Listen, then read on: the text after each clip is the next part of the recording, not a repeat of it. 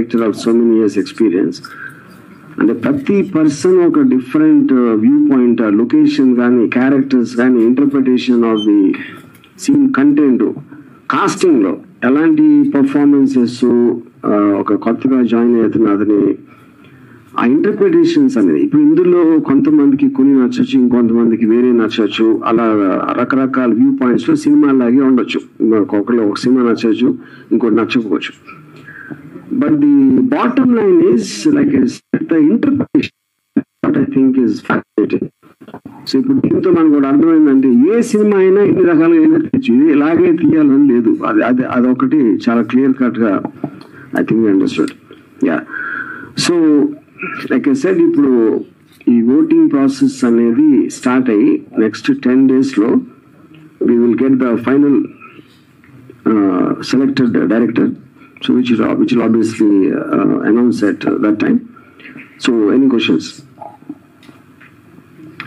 Hello sir, Arji garu. Yeah.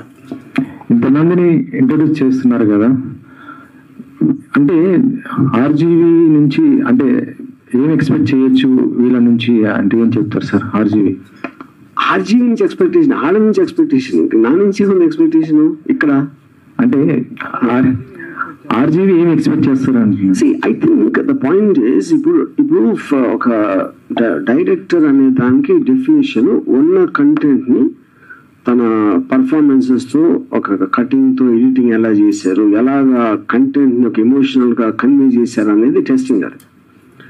So ఆ test prove అయినప్పుడు ఒక సీన్ బాగా తీయగలిగితే automatically everything is a function of the script. దాని తర్వాత అదే దాన్ని వేరే ఆర్ట్ కూడా అప్లై చేస్తారు.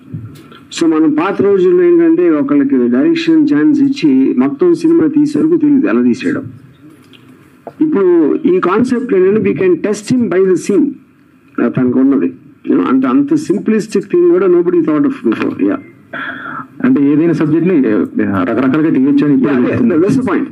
ఇప్పుడు దీంట్లో ఎన్నుకున్న విధానంలో ఒకరు చాలా డార్క్ గా సీరియస్ గా తీసి ఉండొచ్చు, ఇంకొక కొంచెం ఒక హ్యూమర్ మిక్స్ చేసి ఉండొచ్చు, ఇంకొక అతను ఏదన్నా కొంచెం అన్ఎక్స్పెక్టెడ్ లేయర్స్. అంటే ఇప్పుడు లాస్ట్ దాంట్లో ఒక సాంగ్ రావటం మధ్యలో, అంటే ఉన్న కంటెంట్ లో ఎంత మీరు వేరియేషన్ తీసుకురావటం అనేది ఈచ్ డైరెక్టర్ ఇంటర్ప్రిటేషన్ బట్టి ఉంటుంది. అప్పుడు అది చూసినప్పుడు నేను ఆ పర్టికులర్ పర్సన్ ఈ పర్టికులర్ సినిమాకి పనికి వస్తాడని నాకు రావచ్చు.